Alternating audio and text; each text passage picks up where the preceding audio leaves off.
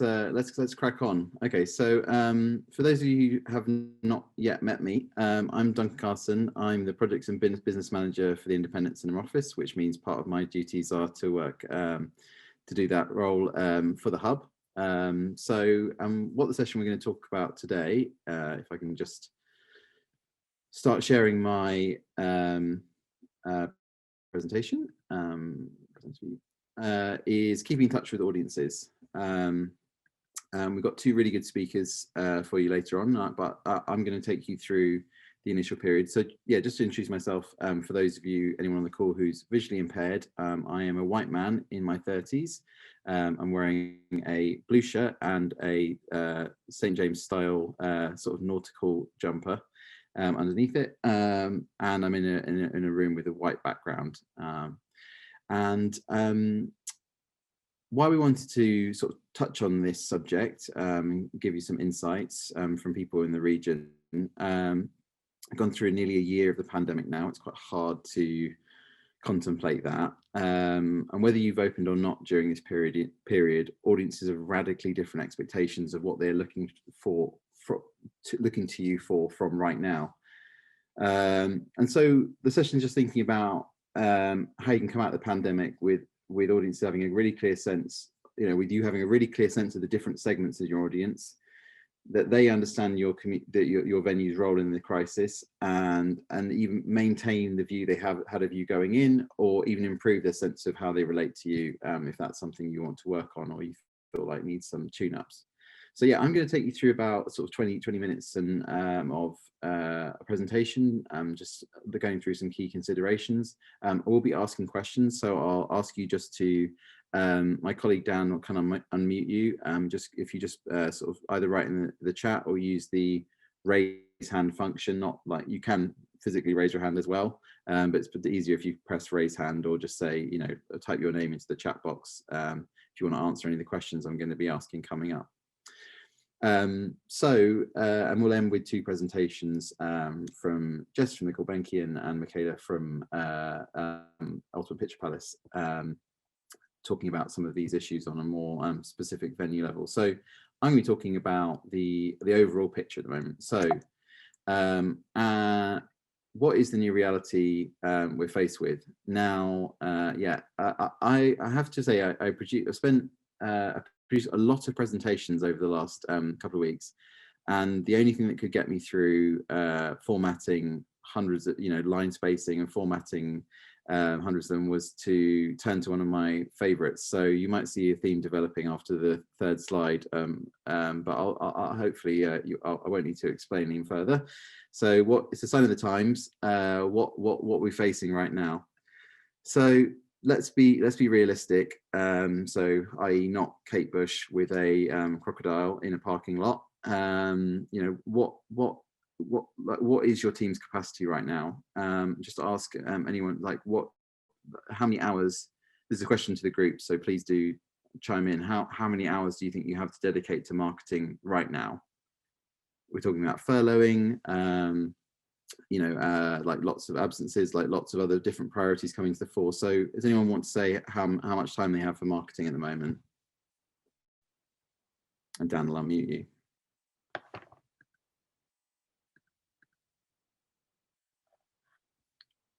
Okay, anyone care to venture forth about how much marketing capacity have at the moment? Yes, sorry, yeah, I can't see your name actually. Dan, can I unmute you? I'm Corinna. Hi. Oh, yeah, I thought that was you. Hi, from the Palace in Broadstairs. Yeah, so it's kind of, in as much as we kind of have nothing to market, we have all the time we need. But on the other hand, we obviously building up to opening, it will be different. And we're running an online film club at the moment. So it's kind of, at the moment, our marketing is about keeping people aware of the fact that we're literally there rather than selling a program. Yeah. So it's kind of like we do have the amount of time, but it's also because we've used our time closed to try and develop some stuff. It's about trying to build that into the new Palace without it just becoming this like ton of you've missed us and we're back with all these incredible other things, so and then also having to manage those in terms of the time taken to manage those, as well as even articulate them in marketing terms. Yeah. So the things that you've been doing in lockdown, how do you integrate them into the new reality? Like some of those gains you've maybe made, and like how do you sort of make them continue working rather than being a sort of anomalous period? Yeah. Like an interregnum. Okay, anyone else want to sort of talk about capacity at the moment?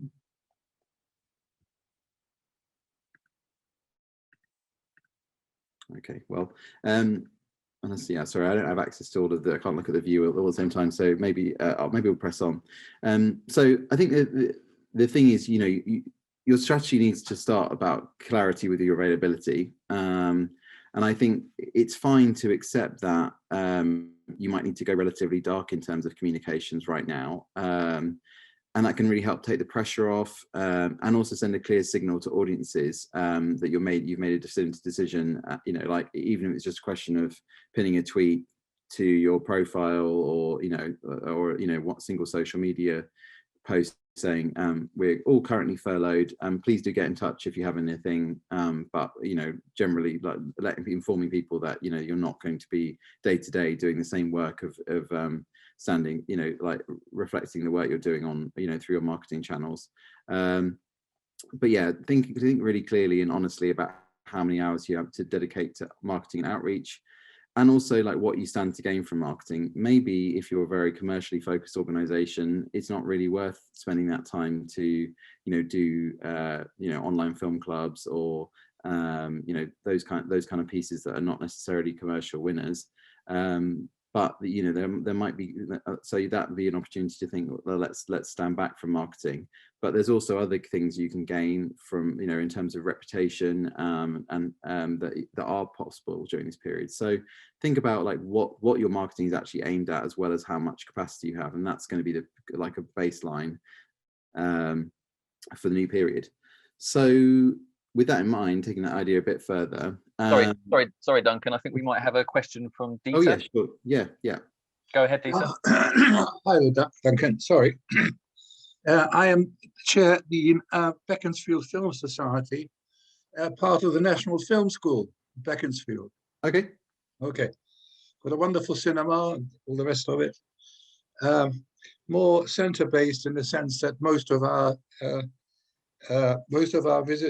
clients, our members, are in their 60s and beyond. Some of them, like myself, certainly 50s plus, by and large. So we do middle of the road films, which please and hopefully keep them emotionally involved. What we have done, we found ourselves with the dark cinema, which was quite difficult for the first time in 12 years since we started the whole show. With our 500 members, we had nothing to offer them. So I started to look around for streaming. Streaming, is that a word that we use here in this context? Yeah. Okay, with a streaming possibility. And I contacted the BFI, British Film Institute, well known in these circles, who came up with precisely nothing. Yes, they do streaming, but I needed a secure platform, which was hundreds of pounds a month. And of course, we only showed 2 films a month, so that was really a no-go, which was rather sad. But then, of course, there are loads of small streamers now, and one of them is called Euroscreen, which some of you may use, which provide a series of 7-8 films every 2 months. And we've signed up with them. And we had a wonderful membership through that. And it's kept us going, including showing films and having a Zoom with our members, discussing the film afterwards, which was also a great pleasure and enlightenment to lots of us. So the combination of streaming and Zooming was extremely profitable. Dieter, sorry to interrupt you. Do you have a question at this point? Just because I think we Yes, the question I have is, okay. I would like to find out why there wasn't much more emphasis on streaming to help us through this period. I think that's actually probably a question for the session I'm in fact hosting tomorrow, which is about online streaming, online community screenings for beginners. So yeah, I think that's probably more appropriate for that session. Well, can I just say somewhat belatedly, really, I think the BFI could have come up with something, or the other organizations could have come up with something to help us during this period. I hear what you're saying. That's definitely something we can talk about tomorrow. There are lots of different options now, but yeah, I think the term unprecedented is probably the thing that's in my mind. But yeah, let's park that, and definitely it's something to take up tomorrow. So yeah, just talking about new comms priorities, like what can we do to things have changed now. We're in a new reality, and like what are people sharing on the regular?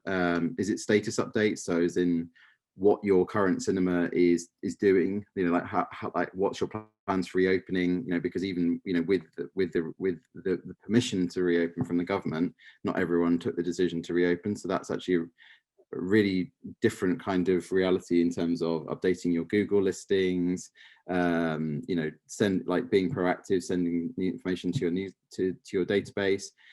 Is it about safety? That's become, a year, like 18 months ago, if someone had told me that a major part of comm strategy would be health and communicating your health and safety codes to audiences, I would have been very surprised. So that's a new thing, and something that is fundamental to getting audiences through the door. Crowdfunding, we'll talk about that a little bit later. Is that have you needed to sort of call on your audience to be more gain some financial footing? Community work. Now lots of people have sort of converted their buildings into hubs for the community to use, and also just sharing mutual aid groups and those sort of things. That's been really essential. Or direct selling, do you have merch you might want to sell, other sort of kind of options, and then just brand extension, like what are some of the we've talked a little bit about things like online film clubs, but also you're trying to sell yourself as the outlet for marketing, for cinema information in general. So that can be a really powerful way to change things up. But these are all different priorities, apart from selling, than you might have been taking 18 months ago. So consider those different priorities and focusing and creating a strategy around them, rather than sort of being a bit more partial, or what anyone throws at you in any given moment, which is often the case when you work in social media, that someone has an idea and then the last thing they ever do is inform the marketing team or the marketing person about what needs to happen.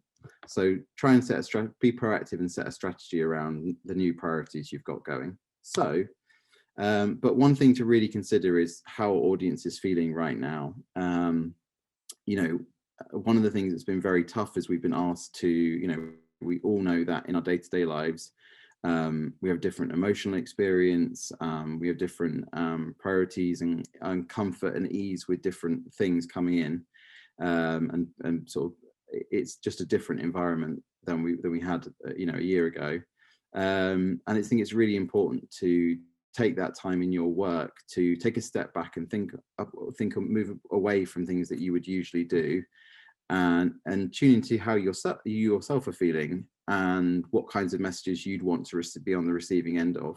I always think that the best marketing is really empathetic, and how can you sort of like what do you know about your audience? Have you done any surveying? What are their expectations about how much they want to interact with your venue right now?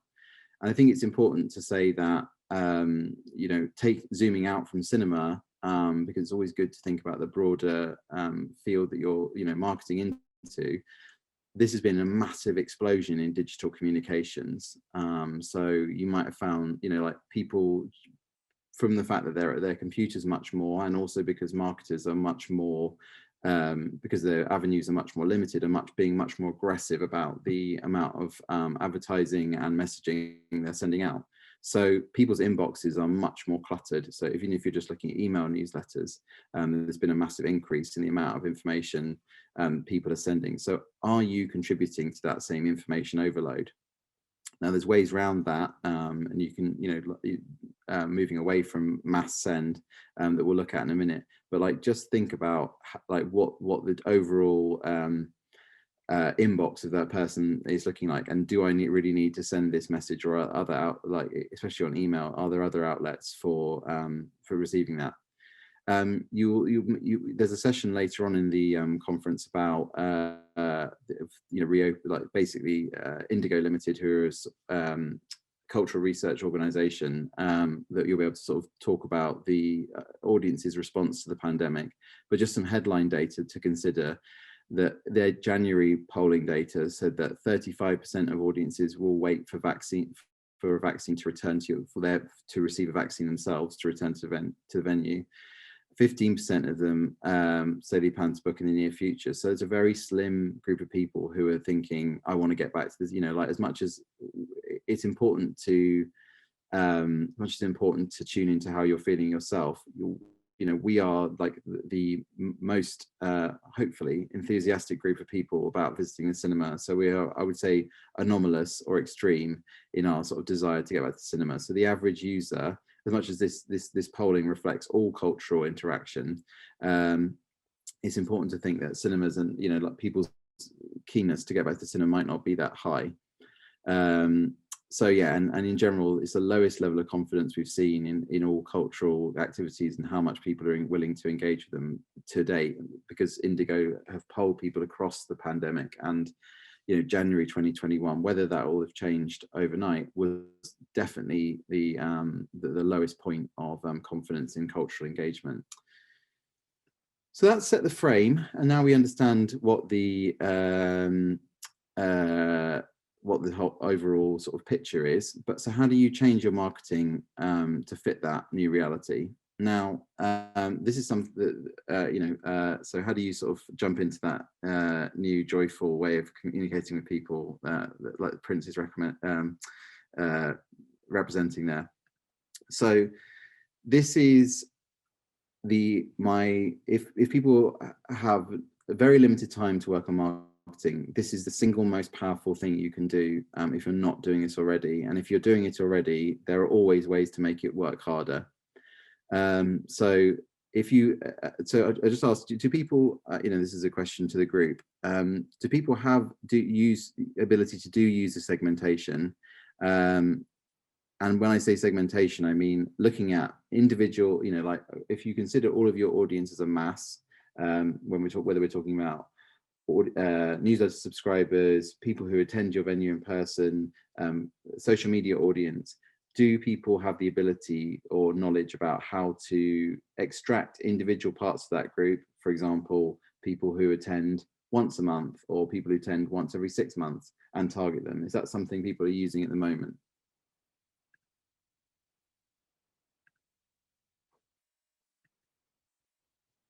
Looking at, let's have a, yeah, anyone want to sort of talk about their experience segmenting at the moment, or not so much? Okay, all right. Well, segmentation is pretty important because we all know that there is no single type of audience member, and therefore your sort of attempts to reach out to them shouldn't be single use either. So the age of mass marketing, I'd say, is at an end. What you need to, and this is an amazing time if you have time in your in your marketing plan. If people do have availability hours to do marketing, then this is a really fantastic opportunity to do that deeper work of setting up systems to segment people and then finding valuable segments within that.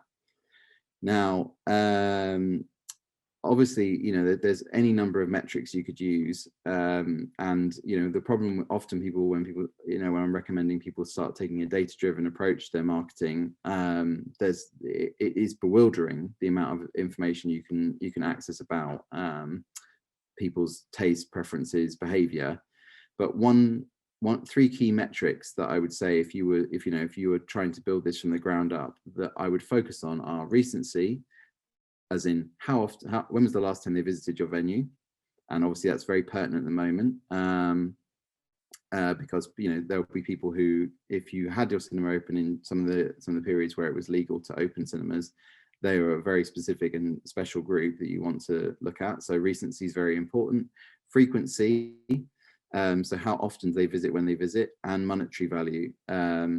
Now, those are all really significant metrics for looking at, you know, different segments of the audience.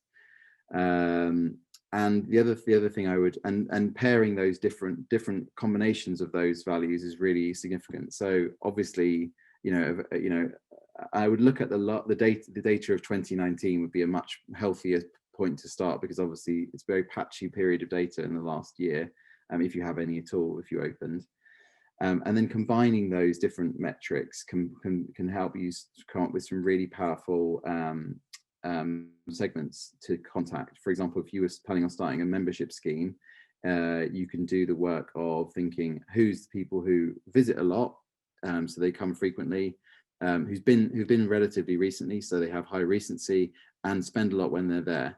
And if you have ability to pull that information out, if you have a free membership scheme that you can pull that information out from, or just from ticketing information, then you have a basis for starting a membership scheme and contacting the people who are most useful in your group. But at the very least, you have, even if you only run a email newsletter campaign, you should be able to, if you don't have that richer data around people's ticket buying information, you should be able to look at open rate and segment by this sort of like the top 10% of openers, and that will give you a very useful metric to start basing, you know, the kind of like building people who are most likely to be engaged and sort of making them work harder for you. So, and think really, and then obviously with all this segmentation, the ultimate thing is trying to think about tailored messages.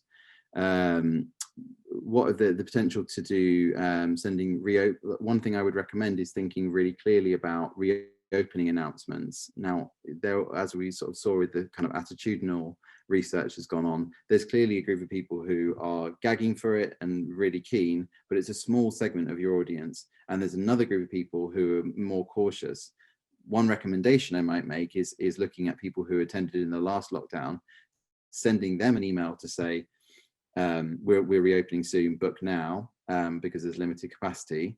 Once they have filled out a certain amount of space, you could send an email to the broader list saying we're now selling out shows for our opening program, because that inspires confidence in that broader group of people who maybe have a bit of threshold anxiety. So that's one way you can use data in the current climate. But another approach that I would strongly recommend, if you haven't started doing this already, is thinking about a temporary opt-out of your communications. There will be people in your audience who don't want to hear from the cinema at all, who do want to hear about the cinema, but only when they can visit in person, i.e. they're not interested in any other offers you might be making. They're only interested in that they've got all their VOD or film club recommendations sorted, and they only want to hear about that later. So offering people an opt-out gives you, you know, like there's certainly cinemas that I've heard from week in, week out, and as much as I appreciate some of the recommendations, if I were a more hard-hearted person, I might have started to unsubscribe from some of those emails. And given how much we know the value of an email subscriber is, temporarily not contacting those people or giving the opportunity to opt out, and then creating a segment around people who opted out, gives you an amazing opportunity to retain those people for when you do want to reopen. So segmentation is like, you know, it's not necessarily an easy thing to do, and if you don't have the systems in place, it does take time. But hopefully some of the examples I've given give you a sense about how phenomenally powerful it can be. Now, do people have, I'm hoping people have membership schemes in place, but I think one thing, you know, and as someone who is a member of a few cultural organisations in London, I'd probably say there's been quite a lot of pitfalls that I've seen people fall into around messaging to members, because members are your most valuable section of your audience, not just in terms of their monetary value, but in terms of their net recommendation score. So these are your biggest supporters and the people who are giving, you know, like who are saying the nicest things about you, bringing new people into the organization. And so you must treat them like they are the most valuable people in your audience. Think again, going back to what we've already talked about, communicate really carefully and clearly with them. So don't let people keep, you know, purely on a customer service level, you know, you're probably getting, if you're running a membership scheme, you've probably had people get in touch, one or two individuals get in touch and say, what's the situation with the fact I haven't been able to use my membership? You know, will I get a refund? Whatever your approach to handling that situation, and I appreciate there are people who want to retain membership fees or offer people the opportunity to opt out, you know, lots of different implications for whatever approach you might take. Make sure you communicate them clearly and sensitively, because keeping these people on side through the pandemic has massive implications. And the crucial thing is to make them feel like they're insiders to your venue, like they are getting particularly, you know, they are the most curious about what's going on, and so you should leverage that. So you think about like surveying these people in particular about their views about reopening and what they would like to see and what they would make them most comfortable when you were able to reopen. What can you offer to them that they can't get elsewhere? And these things needn't be an expense. Like it could be, you know, monthly film club that, you know, Corinna was talking about, you know, like just potentially just for members, or maybe a weekly recommendation list that's just available for members. These things, although they do take staff time, they make people feel special and set apart.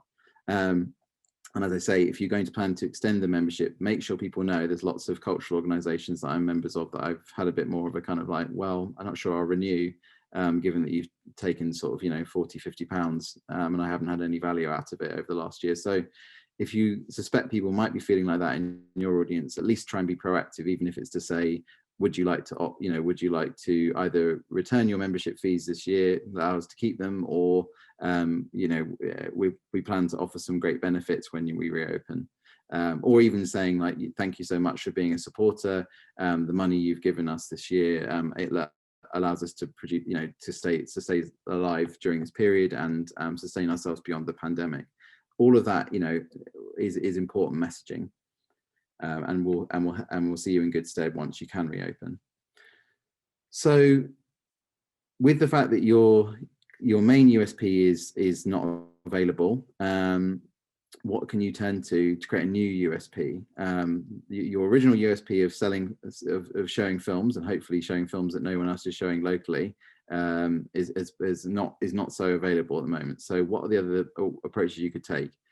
And I think when you're thinking about these things, it's important to think about what your core principles are and what you represent to the local community, and how you've provided value to audiences beforehand, and extrapolate from there about how you can maintain that in the new reality.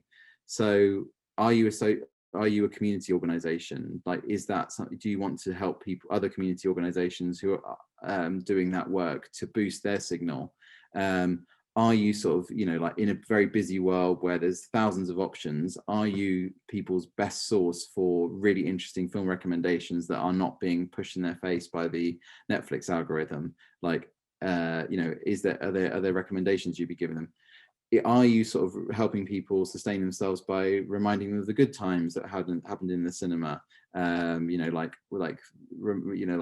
putting across your message and like what people associate with you most clearly by reminder of interesting things, especially if you can make them a bit more sort of timely, like, oh, nice to see the new film out by Carol Morley. I remember when she came to the venue, etc., etc. Those sort of messages just keep people's goodwill going. I mean, obviously there's some people in the audience who will feel saddened to see those kind of images, but you know, like I think that there is a benefit.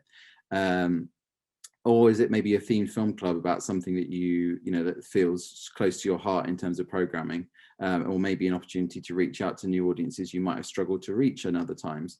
All of those are really important to think about, but like it is important to have a defined strategy and work out what that USP is and dig in deeply to it. So speaking of USPs, I'm now going to hand over to Michaela from the Ultimate Picture Palace in Oxford. We asked Michaela to write a blog about their extremely successful crowdfunding campaign that happened in lockdown 1, if I recall correctly. Time is now a flat circle. I have no ability to determine when things happen month to month.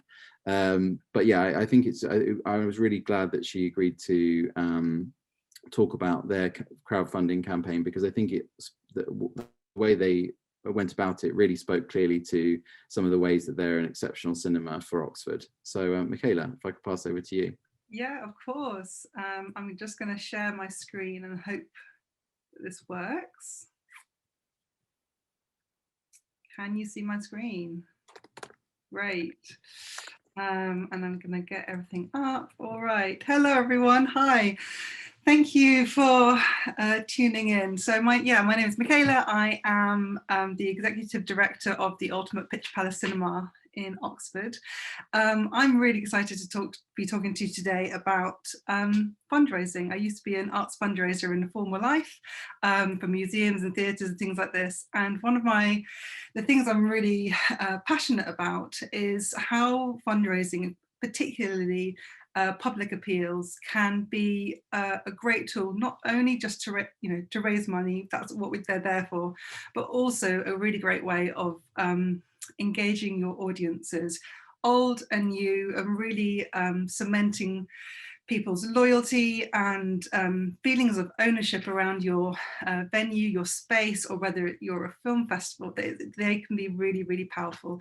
So I'm going to be talking to you a little bit about my cinema, the Ultimate Picture Palace Cinema, so that you can think about how your organisation sits alongside our audiences, whether you have the same kind of size of capacity, whether staffing, things like this, so that when I tell you about our crowdfunder, hopefully you can see whether it would be relevant.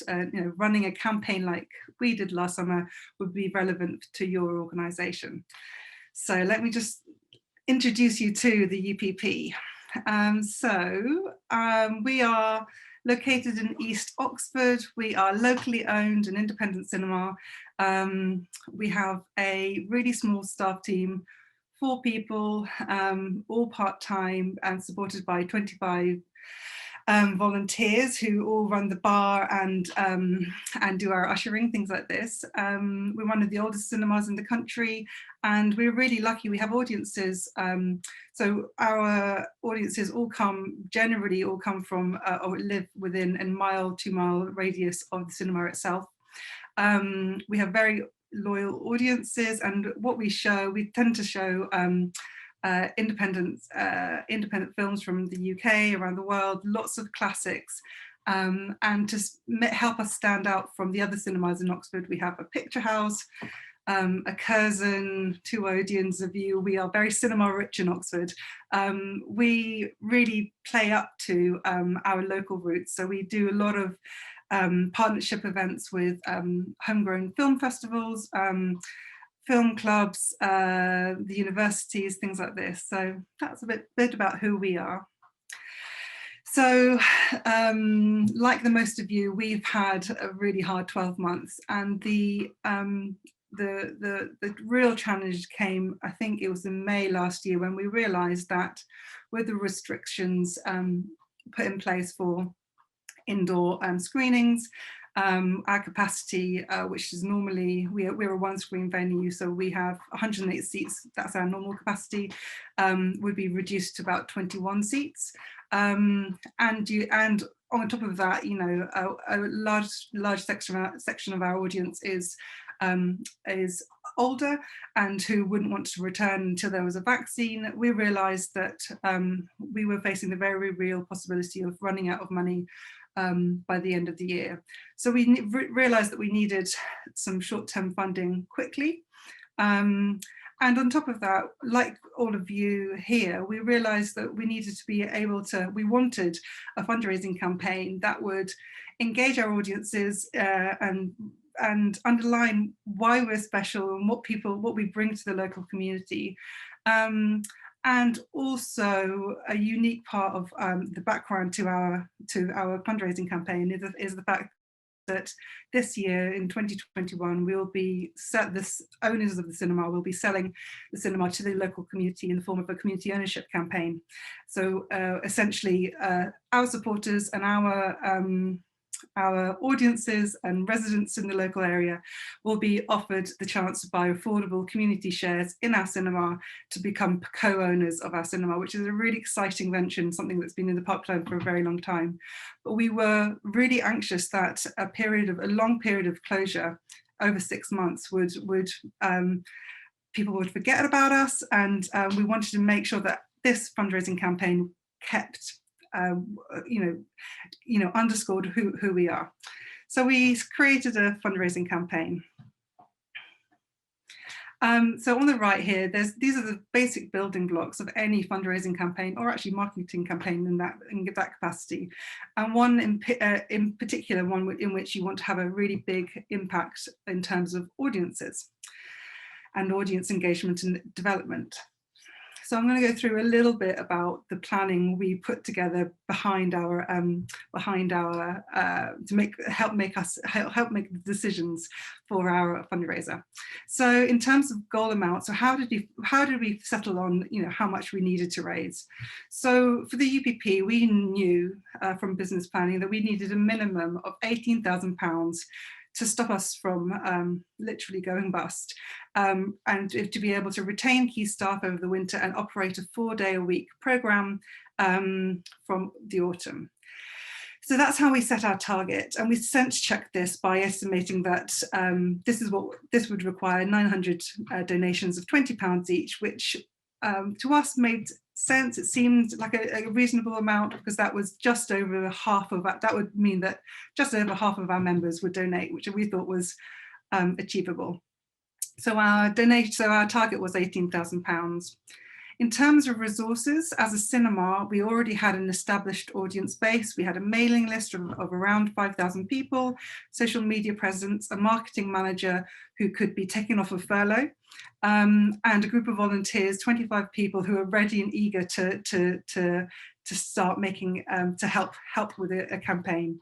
And as I said, for us, it wasn't just about raising money, it was about community building as well. And so that really drove our decision to use the platform called Crowdfunder. Lots of you might be familiar with this, but the reason why we really wanted to use Crowdfunder was because it would allow us to highlight what's unique about the cinema through and create through a creative way of their system of rewards. So for those who are unfamiliar with the crowdfunder model, what you do is you set a target, you create a page on their website, and you identify what kind of rewards, whether these are pieces of merchandise or experiences that your cinema can offer, and you start the campaign, and you offer those pieces of merchandise out, and pledges come in, and then once you've received all the money and hopefully you've met your target, you can receive that. You receive your funds. I wanted to mention at this point that one of the biggest benefits for us using crowdfunder.com was that at that time, and actually still now, Crowdfunder are not taking any fees from donations. So we got to keep 100% of our donations through this campaign. They've done a deal with the UK government to offset the fees. So that was really useful. And also people commented on how professional the Crowdfunder and easy to use the Crowdfunder website was. And that, for me, we only have 4 part-time people. That was a really big plus for me, to be able to find a platform that was really easy to use, that we didn't have to do any of the back end, so taking donations, things like this. In terms of creating the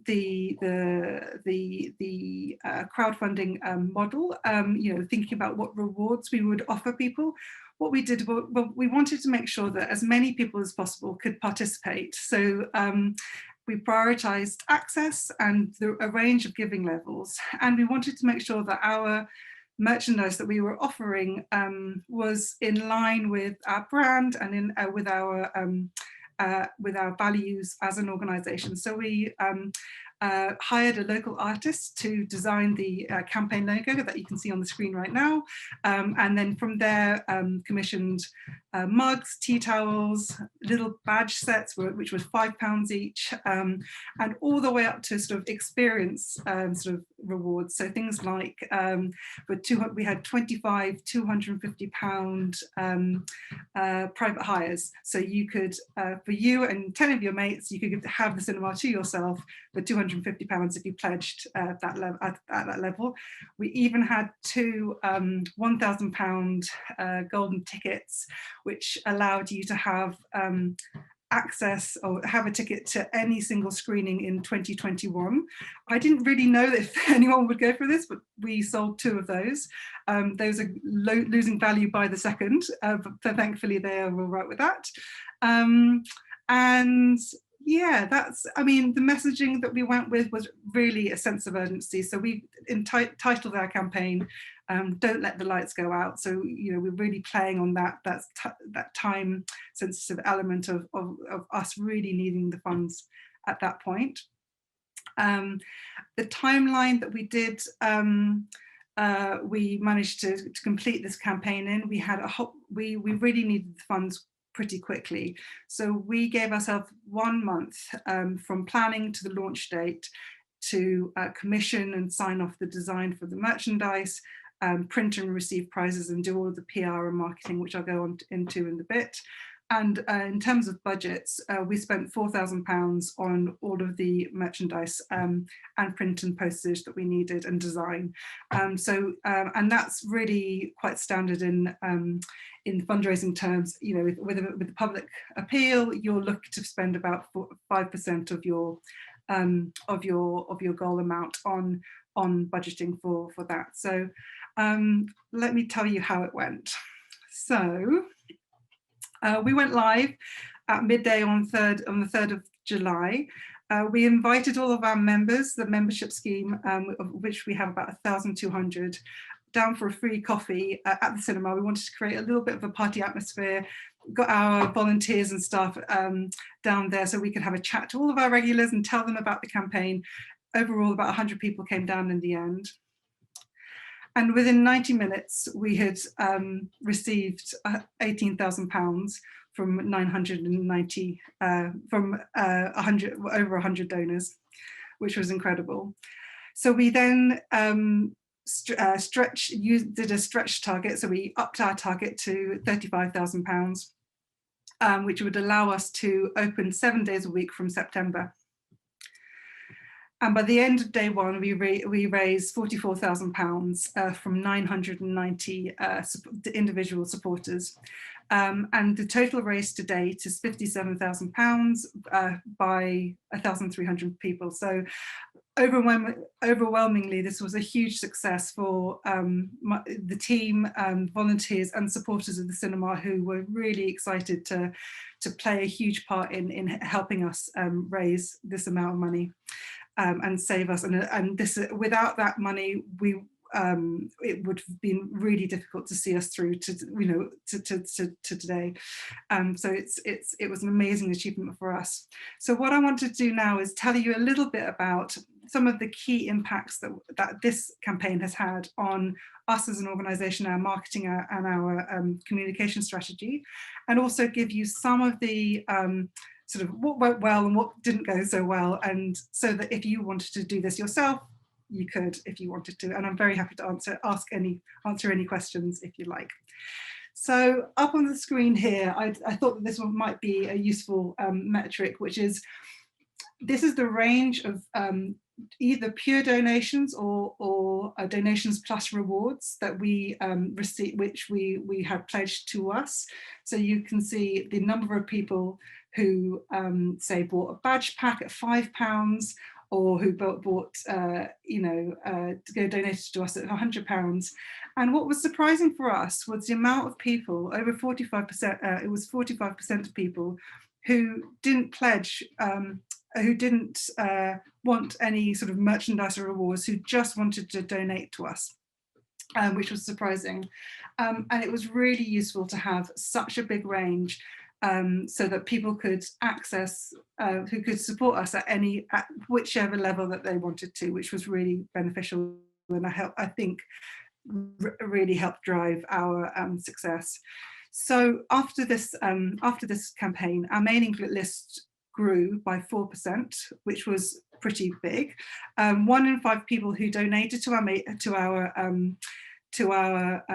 crowdfunder were not on a mailing list before, and this led me to think, okay, well, these new people who'd never been to cinema before, or what was happening here? So we did a survey after our crowdfunder responded to by around 500 people, so I think a pretty good sort of sample. And we asked the question, have you been to the cinema before? And only 3 of them hadn't been to the cinema before. So what I've learned there is that there were a lot of people who weren't on our mailing list, and we were reconnecting with old audiences and people who had, you know, been to the cinema in maybe the 70s and 80s, remembered it from the student days, and they had been forwarded this campaign through contacts who were still in Oxford, and reconnected us with them, which was really important for us in terms of our community ownership scheme this year, sorry. It's re-energized, you know, so another impact has been that it's can't talk anymore, re-energized our links with the local press, and it's been a really great buzz. When we reopened in September, every other person who came through our door mentioned the crowdfunder, and they said that they were checking in with their on their phones to see how we were doing the rest of the day. It was a real good feeling for the cinema and for Oxford to see this being supported so much. So it was really wonderful in that way. So I think the last thing I wanted to share with you today was what went well. If we were going to do this again, what would we keep, and what would I really suggest to you if you wanted to run this campaign, and then what didn't go so well. So what went well? So just over half of our supporters came through via our newsletter. So prime your audiences. We let everyone know about a week in advance that this was going to be happening, so they were ready. We sneakily generated some early pledges with our closest networks ahead of the official launch time. So we got 30 pledges from friends, family, and regulars, and told them about, and we sent them a secret link, I think about 10 a.m. so that when people opened the page at 12 p.m. Midday when the launch started, they could already see that there was momentum and they wanted to give. So I think that was key to getting the momentum that we had. And this meant that we got onto the crowdfunder homepage, which really, there was a lot of click-through data from the crowdfunder homepage to our site. So that was a really good thing to do. Identifying 2 stages of targets was really useful, so we could quickly react to meeting our first target. I've already mentioned about selecting a really wide range of rewards so that you can meet everyone's price point. What else? I find it very useful, and it's very standard fundraising practice, to specify different donation amounts. So we used 10, 20, 50, and 100. There's nothing more scary than a blank box, and people will give lower. And it's important to offer people to say whatever they want, but you know, just break it down for them. The most important, well, one of the most important things that I found was arranging a launch day at the event. That was a really good way of galvanizing our staff and volunteers to have ownership of the campaign, and inviting all of our members. You know, that piece that Duncan was talking about how important it is to love your members and tell them that they're special. This is exactly what we were trying to do there. But it has an unexpected impact as well, which is that for our audience members who don't tend to use online platforms, on that launch day itself, we had about 20 donations via cash and check, but from people donating in person. And those donations via checks were some of our largest individual gifts that we received. So do not forget your non-digital your non-digital donors and supporters in that way. So I think I just lastly want to go on to some challenges. I wanted to make you feel a bit shifty with loads of people crammed outside our cinema. So on reflection, I would have waited until after the crowdfunder to place orders for merchandise. You can just order samples. I don't know why we didn't. We were just working really quickly. Start work on your campaign video as soon as possible. It's up front and center in your crowdfunder page, so you want to get that really get that right. What else? Budget for postage and packaging, didn't do that, but thankfully it doesn't matter. And remember that handwriting thank you cards and packaging everything up takes a lot of time, so plan for that. But I would really recommend that's the end really. I would really recommend anyone who A, needs to raise some money, but B, wants to look at a way of galvanizing your audience and staying connected. Thinking about doing a crowdfunder or another fundraising activity. I would love to hear if anyone has any experiences in doing that within your cinema. Thanks so much, Michaela. That's amazing and very comprehensive. Hopefully there's people who maybe have thought, sounds good, free money, but how do you make it happen? And the scale of team you've got is very comparable to other independent cinemas in the region. I'm going to open up for anyone who wants to ask a question to Michaela about the campaign. Please do drop either a note into the chat or raise your hand to ask directly. But I just had a couple of questions before we while you're thinking that over. I mean, I suppose one of the sort of questions I ask myself is like, what asset kind of worked the hardest for you in terms of producing, like which channel is really what I'm asking, like delivered the best results for you? I mean, it seems like the strength of the campaign was not like leaving no stone unturned. Like, people had, like, I certainly, having run some crowdfunder campaigns myself, the thought of someone sending me a physical check is like would never have been on my radar. But that's amazing. So what if people were sort of thinking we don't have the capacity to do so many different channels, which do you think worked the hardest for you? I would say our own network, our own mailing lists. Just letting that I think we sent three separate emails ahead of the campaign to let people know, and that, I mean, for us, that's a really regular way of communicating with our audience. We have Facebook, we have social media, but actually a lot of our information gets sent through our social media, our mailing list. So I would say stick to the communication channels that work for you and you already know work for you, but also choosing a platform. We happen to choose crowdfunder. There are other ones available, and I don't work for crowdfunder, but use a platform that fits your what you're trying to do in terms of we particularly wanted the challenge of doing, being able to select merchandise and being creative. So yeah, make it fit your what you're trying to do.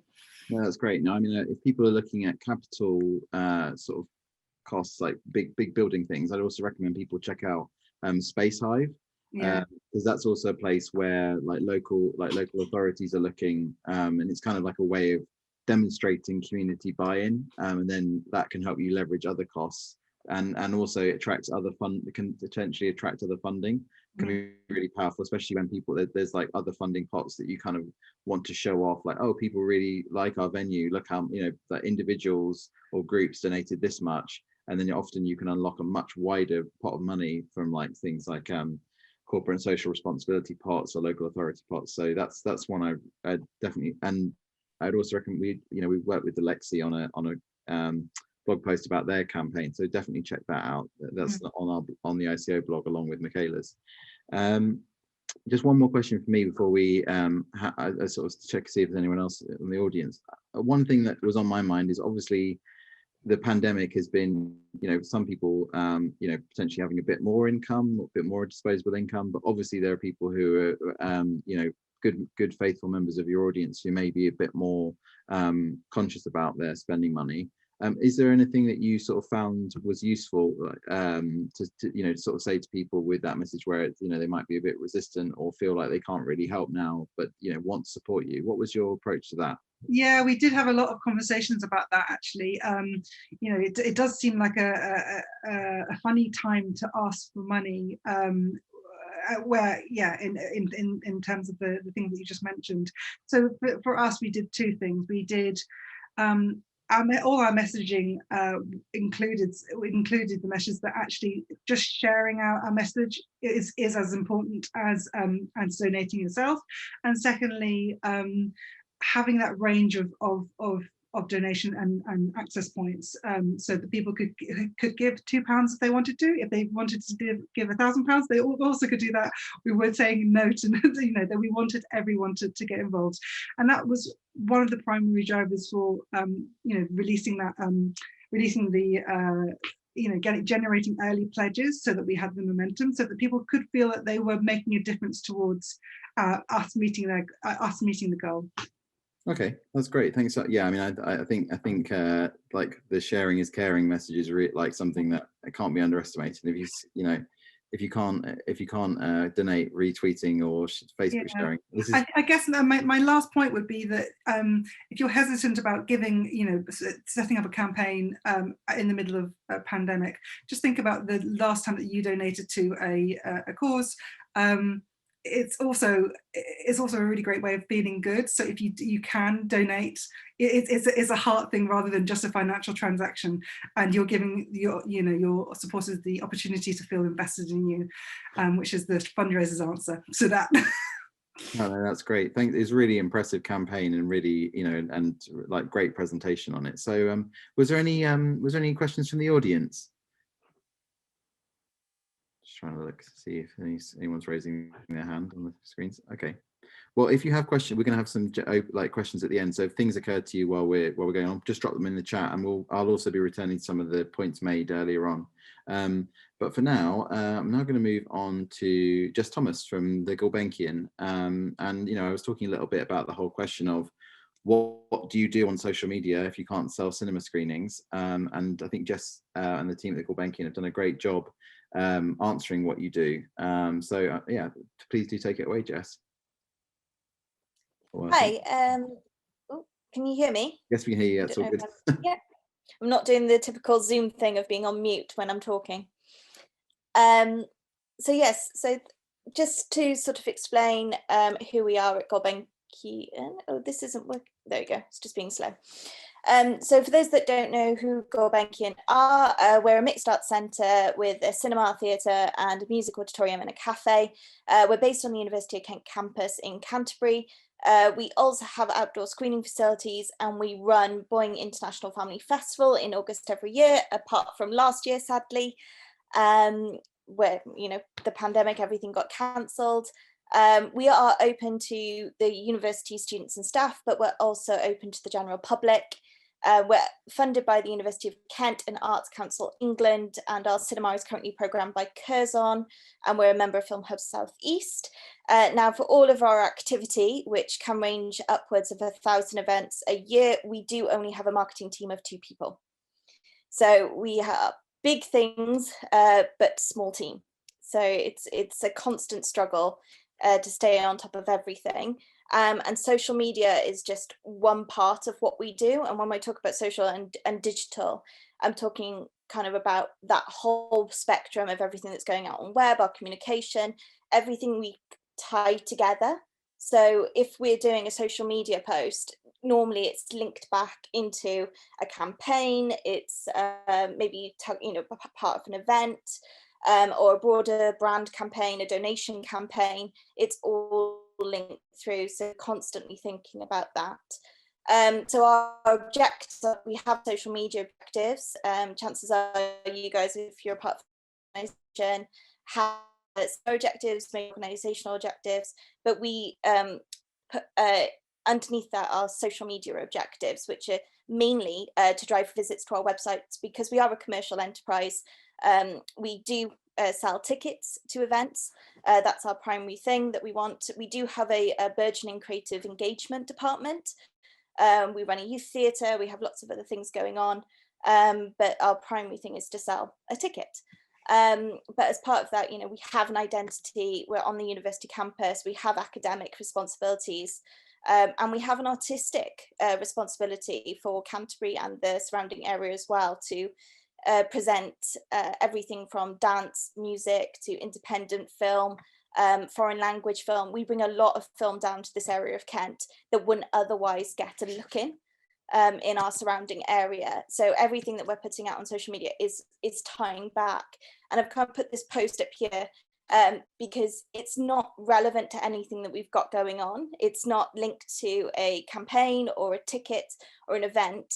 It's Aaron Cascott, who happens to be a local artist, who's a bit of a viral blogger, and he did this thing at the beginning of the pandemic where he just went round doing a dance off with people in the streets, and because it was dance related, we shared it. And I just want, like, we're not afraid to share other people's content so long as it comes back to us. There's no harm in that, and it's a good thing. And this really took off for us. It had lots and lots of likes and shares. So it's just about getting ourselves out there in a different way. So don't be afraid to sort of do that. Yeah, so how does our social media work for Gulb? As I mentioned, we are a small team of 2. It is a struggle, but it's also a blessing. It does mean that we can react and move very quickly towards agreed sign-offs, which was particularly important at the beginning of the pandemic when the lockdown came in. You know, we turned around and agreed statement about closing within half an hour of the government announcement.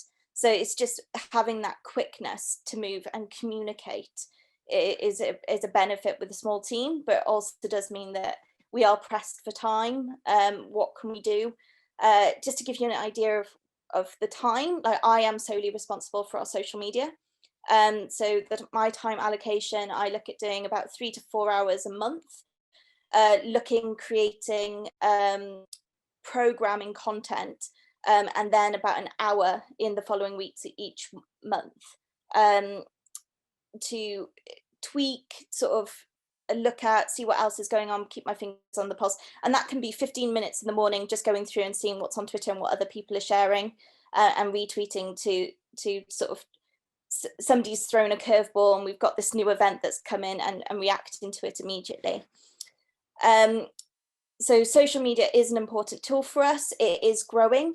It isn't our main avenue of income. At the moment, you know, we're seeing 15% of our web sales traffic is coming from socials.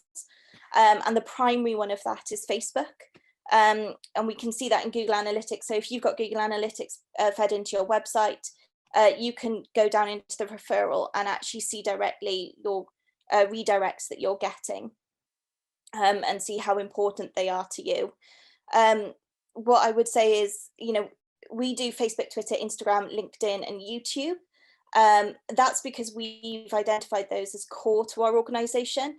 And I will be wary of overstretching yourselves. Like, there is a reason why we don't do Snapchat, and there is a reason why we don't do TikTok. They require a lot of investment of time. And for us, the return isn't there at the moment, and we don't have enough content or the capacity to generate content for those platforms.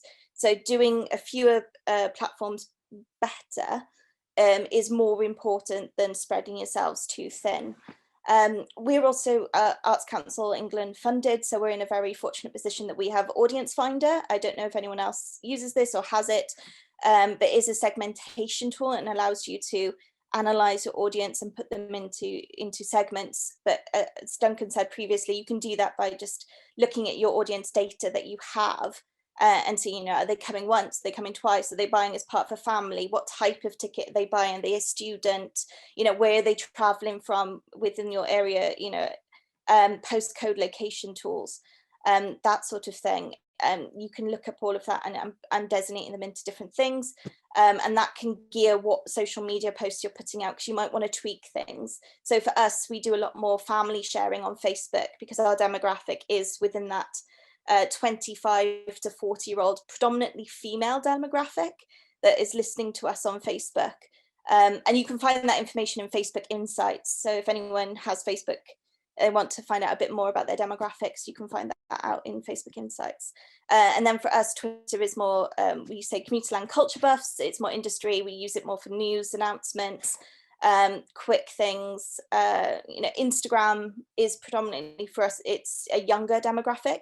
So it's sort of 18 to 30, again, predominantly female, but less so than Facebook. And we call these people experience seekers. There are more student university demographic. Twitter as well, just to say, it is our academic department and professionals. We get a lot of university staff on there, as well as professional. YouTube is a new one that we focused on in the last year and a half, mainly because through the pandemic, our creative engagement department have sort of been exploding in creating content with our young people that we're involved with, so we've had to house it somewhere, and it's been really good at just providing a free platform that's really easy to access. So that's why we've got YouTube. Just to give you an idea of what we use, so I tend to use everything online. We use Google Sheets for planning and drafting, which you can see that just up there. It's bare bones at the moment. You can see February, there's very little going out, but it's all content curated. Is it on brand? Is it on theatre? Is it on our cinema? What's it relevant to? Is there a blog post going out? Is there a tied-in email that's relevant to it? So it's about that, primary, secondary and tertiary kind of way that people are accessing the same content, and that repetition sticks with people. It has an importance. You're hitting people in different ways with the same content. We also use Canva. Now this is an asset creation tool, which is just really good actually if you're a small team and you don't necessarily have a designer or have money to pay a designer. There's a lot of templates in there. I live in Canva most of the time because it's so quick and easy to put something together. But also, as I've been put on and off furlough during this time, it's meant that there's been a place where other people can go in and access and tweak assets that we've got for something that's coming up, so everything stays on brand. So that's been really important for us. It's also, Canva is free if you're a registered non-profit, so you can access the thing. And there are many other ones out there. I'm not picking up Canva, it's just one that I personally use. There's Monday, and there's other ones that you can use. We program things as well. So when I say I spend 3 to 4 hours a month looking at creating content, I do that through and programming through Creator Studio on Facebook, and now Twitter also allows you to schedule through Twitter. We did use Hootsuite, but I started having a problem with embedded links. So that's why I moved over to pushing out through Creator Studio, which you can push to Instagram and Facebook now that Facebook owns Instagram. So it's just about keeping everything in one place so everyone can access it. So when we went into lockdown, we suddenly struggled because we had, previously I would say probably 75 to 80% of our content that was going out around events that we had going on. And I was suddenly like, oh my gosh, we have no events. Every event is moving. What are we going to talk about? So to try and compile like all my thoughts and my thinking during this time, we created a temporary lockdown digital media strategy. And that was just a simple, it was like 2 sides of A4. And I literally went through and bullet pointed like what is important to us, what we wanted to do, what we needed to do. And it really helped us to know what we were talking about and how to stay motivated and stay on brand. And it identified areas that we hadn't really thought about speaking about previously that perhaps we could really pick up on. And the first one of that was that we really wanted to stay relevant. We needed to stay with our finger on the pulse. We knew that we wanted Gorbachev to be part of the conversation. about the arts, and support the efforts of the industry during the pandemic. And that meant, retweeting key info from the Arts Council, BFI, leading industry organisations. That's an easy way to create content for yourself, just share other people and comment on top of it. You promote the arts industry as a whole. So we suddenly created blog posts around Gorbachev Recommends, and the first one which was tied in with World Theatre Day, where back in March 2020, with everyone else that was sort of screaming about all this content that they suddenly moved online, we put together a list of what we recommended people on our email lists and on our social media would watch. So that was everything from the National Theatre live stuff that went onto YouTube to The Show Must Go On, and the Royal Opera House free screenings. There was some BFI Flair and some of the festivals that went online as well, and Curzon at Home did a special offer, so we incorporated all of that. We also started to look at live streaming our own content, predominantly our Funny Rabbit comedy club, and we wanted to share funding and artist opportunities that were locally as well. And because our theatre was empty, we actually offered it out to our local creatives to see if they wanted to just take the days for free, which we were in a very privileged position to do. I know that, that was because we had some funding from Arts Council to maintain our space, but it was a good way to generate social media, because suddenly all these people were coming in rehearsing and they were creating content for us that were tagging us into it. And that was just really good at sort of generated positivity and goodwill. So even though it didn't cost us anything necessarily, it really generated support for us. The second thing was to work with key partners and support our artists and suppliers. We made the decision really early on that we were going to continue with all of our contracts, pay all of our artists and all of that. And that was key. We wanted to flag that up. It was good news. But in return, we were like, please consider keeping your ticket. Please consider donating to us. So it's about, it's good news, but what's the return for us as well? So just having those things. It was reciprocal. We've got a lot of local organisations, Yasmin Vardaman Company, Motion House, Gulk, who are doing free online dance sessions and training and film talks and things. We started sharing all of that as well. So anything that was local, we were sharing those types of things, cross partnership and cross streamings. So Shlomo was an artist that had been to us previously who does beatboxing for kids. We got involved with him and started doing Facebook live sessions, which were fantastic and really kind of blew our reach out of the water on Facebook, which was fantastic. And we started then live streaming our own product, which I said about. We've done everything from play readings to comedy club. Now, prior to this, we had not done any live streaming at all. So it was a very, very quick learning process to go from Facebook to creating our own Vimeo platform to also setting up our ticketing software to allow for donation if we chose to donate as a ticket option or a paid ticket. But we were trying to catch up with that as well. With all our social media had to reflect all of that. Raise our reputation was the other thing we looked at. We have so many back catalogue of assets that we never really use, from photographs of our building to stock imagery, even to our suppliers in our cafe. They're all local, but we never really shouted about them. We sort of did a tweet now and again, but we've done in the last year like National Tea Day. We've highlighted our local tea supplier who's from Tunbridge Wells.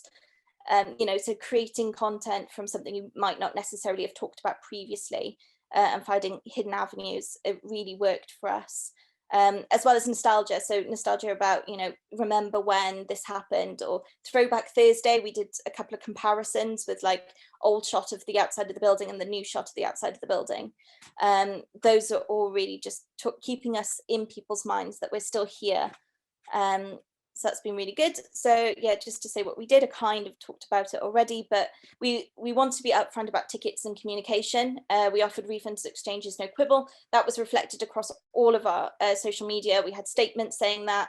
Every time there was an update from the government, we posted saying what was happening, and we would be in touch and following that up and contacting our individual ticket bookers. individually. Our recommendations, is also about sharing our knowledge. We were key, a lot of we rolled opera house screenings in our theatre and cinema, and we did NT Live. A lot of them that they went online with, we had screened previously. So we were able to say and post out, when it was this way, it was like, oh, this sold out when it came to us in 2016. So it had a relevance, and people were like, oh, okay, I didn't know that Gulbenkian was doing those type of screenings, and now I do. So it's always feeding back to us, even though we were sharing other people's content. We did, email blog posts, our creative engagement activity. So we participated because we got a huge young people aspect to our organisation in the coronavirus time capsule done by Company 3, which was a series of short weekly clips where we challenged individual young people to record themselves, and it became like a mini pseudo documentary of their experience from March to July in 2020, and it just went fantastically, and our reach on all of our channels, and we primarily post it out through Instagram TV, was just phenomenal at reaching and speaking to that audience for that platform, because that's who we were trying to reach on that platform. And it got featured by BFI later last year as part of the whole Company 3, and 3 of our young people's mini films made it into the big film. So we're very proud of that. So it's just about participating and picking up on these things. Cross-posting, and that about the celebration days. So I mentioned actually just down in the bottom corner, we had a visit from Darth Vader a couple of years ago. I found this photograph in our archive, and I just pulled it out and tweeted it about Star Wars Day.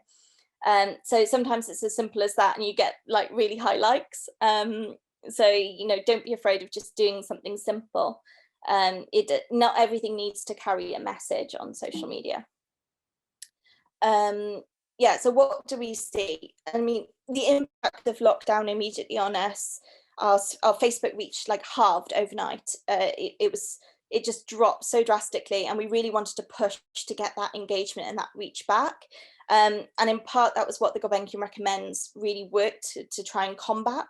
Recommending Hairspray Live, for example, suddenly, our reach and our shares were going back up to what it was previously. So it was maintaining engagement level. I said about the coronavirus time capsule, that created so much content for our IGTV. We're now talking about the legacy of that, and it's continuing at the moment. We're participating in National Theatre Connections, and the young people are creating little videos that we're putting up with regard to that, and how that is working in lockdown as well, with them live streaming all of their rehearsals. But so all of this content kind of wasn't there before, so we found things to talk about, and what that led to is that this built a series of trust with our audience. So we were sharing our knowledge, but also because it was really, we didn't recommend anything we hadn't watched or didn't believe in or didn't know was good.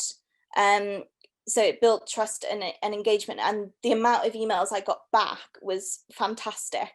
And some comments from people who were like, if you hadn't messaged about it, we wouldn't have known.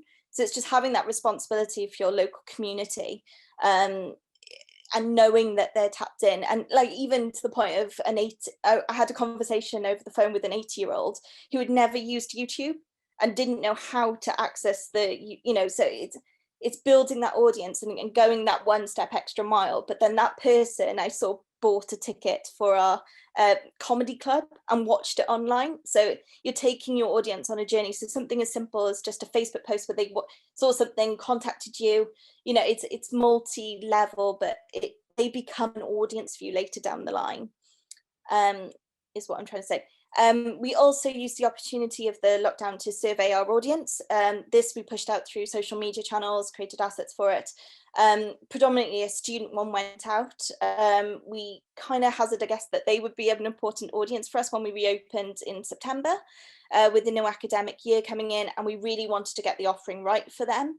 And this survey was so intrinsic to that, and actually led to us doing a half-price student offer for them across all of our standard screenings, which was actually really well received and took our student audience from being 22% of our total audience up to nearly 50% of our audience during the 2 months we were open became our students. And that's, you know, in the pandemic, there is a lack of, you know, an older audience who is also our core audience didn't want to come out, and that's fine. We respected that. But we needed to maintain some sort of audience, and driving a demographic that felt more comfortable coming out was really important at that time. So I'm just going to touch briefly on reopening comms. We're very pink as an organisation. I'm going to put that out there. I know not everyone loves the shocking pink, but it stands out. And also it's fairly playful, and it's friendly, it's reassuring. It's, you know, we wanted to go with trust. So there were all things that we talked about prior to going into this. It's sort of creating all of these assets and being friendly and approachable. We also created a video, which I just look, there was a link there, but it seems to have disappeared. So I'll put it in the chat afterwards if anyone wanted to watch our safety precaution video. It was a big investment for us to create this video, and we used it across all of our platforms, but it was so well received. It was just one of the best things we could have done, because so many people watched it, because I think everyone was so on edge about what it would be like when they came back to the cinema.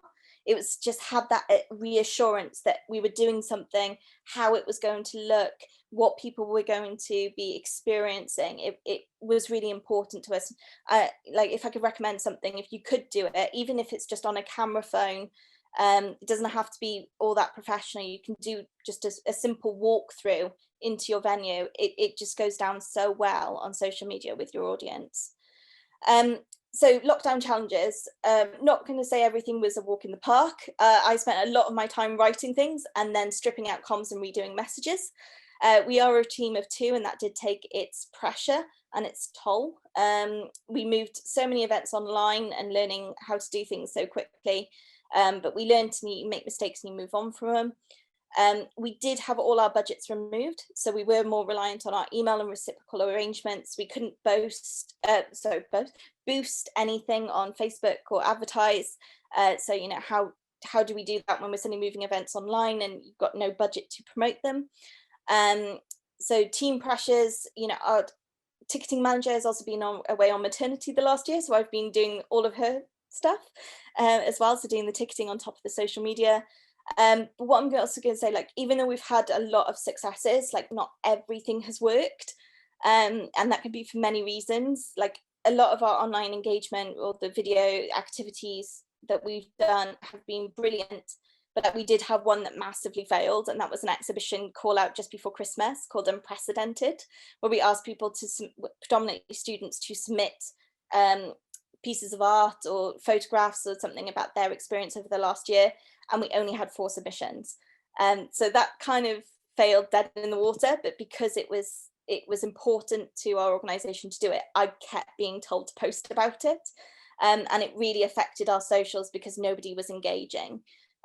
So I think from that learning experience, just know when to stop with it as well, because not everything is going to work, and be aware of your own impact something can have on you. Stripping out all the comms that we had built up and generated, you know, it took its toll on me. It was gutting, it was disheartening.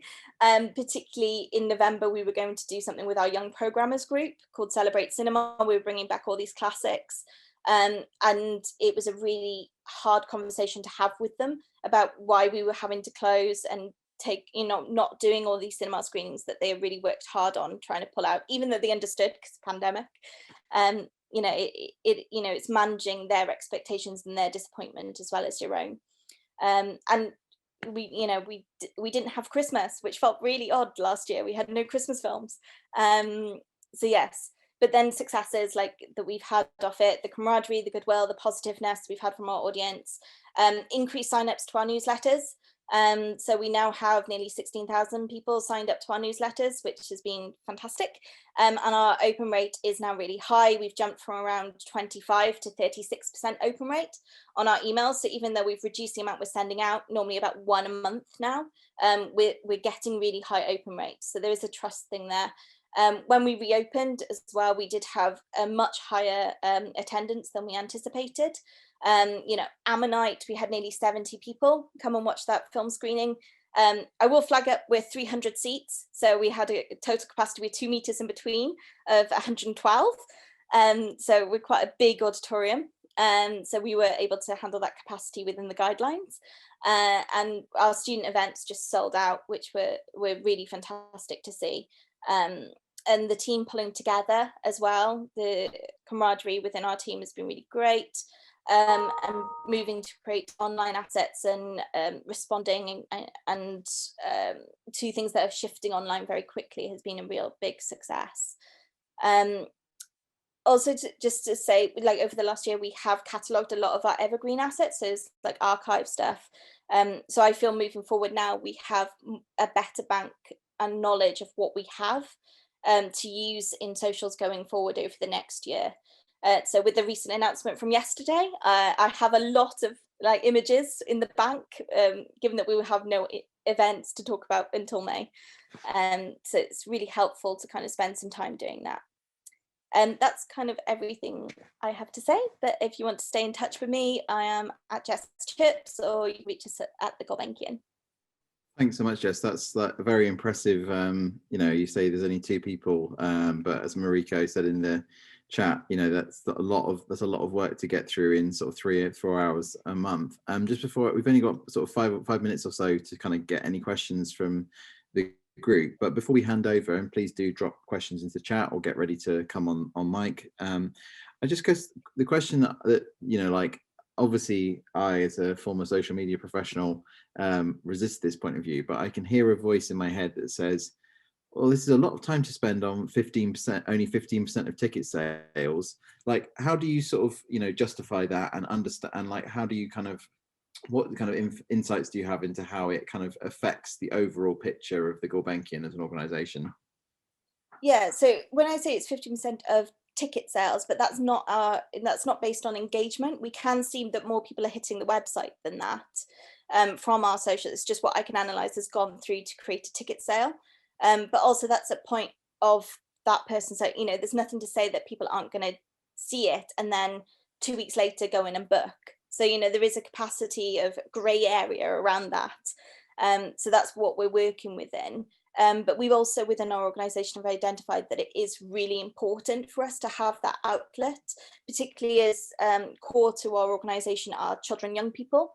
So, you know, that's where they're living and that's their space that they're living. And that as an organisation, we have chosen to do that and invest time in social media, as opposed to invest in, you know, the local newspaper so much. Like, we don't do any local newspaper advertising because we're trying to reach a different demographic.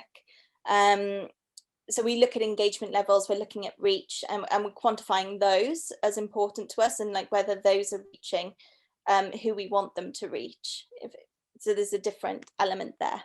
No, that makes complete sense to me. So yeah, it's I guess it's like sort of, you know, you don't want to just look at the till, you want to look at how people are arriving at the till. I guess, you know, one other question I had was that, you know, that you know, lots of people, you know, as much as obviously phone and email are still there, like increasing number of younger people look to social media as a place for customer service, and obviously, you know, we're, you know, people with a limited hours at work. How do you kind of balance that sort of thing of someone wanting, you know, because often people turn to social media for a more immediate answer. How do you manage that part of the job alongside the other duties of, you know, a bit less reactive kind of things going on? Yeah, so we do try to be as reactive as we can, and that is, you know, I am one person, but that's a decision that I've made with my boss, that I will answer something if I'm available at 11 o'clock at night. You know, so it's having that speedy turnaround. However, if I'm not available on holiday or something's going on, you know, I might be watching a show, for example. We do have automatic messages set up on all of our channels. So people will see that they'll get you know, a response to saying that we will get back to them, so they're acknowledged, and then next time I'm in, you know, during work hours, I will pick it up, or somebody will pick it up.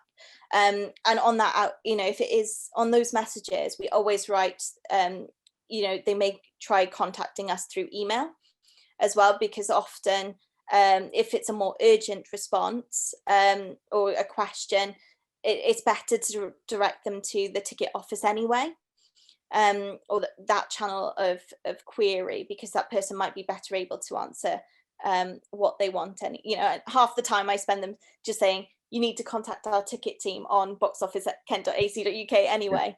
So it's just having those all set up. And at the moment I'm on furlough, so everything that's going out is programmed on our channels, you know, and in our profile blog and everything, it does say team currently on furlough. So hopefully, you know, people will see that and not expect a response. So there are things you can do to try and manage that expectation. Thanks so much, Jess. Was there any questions from the audience and want to get some more detail from Jess about, or Michaela from about the projects we've talked about today? Okay. All right. Well, yeah. I mean, I think that's actually, if no one's got any questions, then that's we're actually at time anyway. So it just leaves me to say thank you all for coming and listening into 2 great sessions, and thanks so much to Jess and Michaela. As I said, that, you know, sounds like they're comfortable to be in touch. So if there's things you want to sort of pick their brains about, maybe that they've got some spare time to give you. But yeah, thanks very much, and hopefully I'll see you on some of the other calls. As I say, we're doing online film screenings tomorrow. I'll be leading that session, so look forward to seeing you then.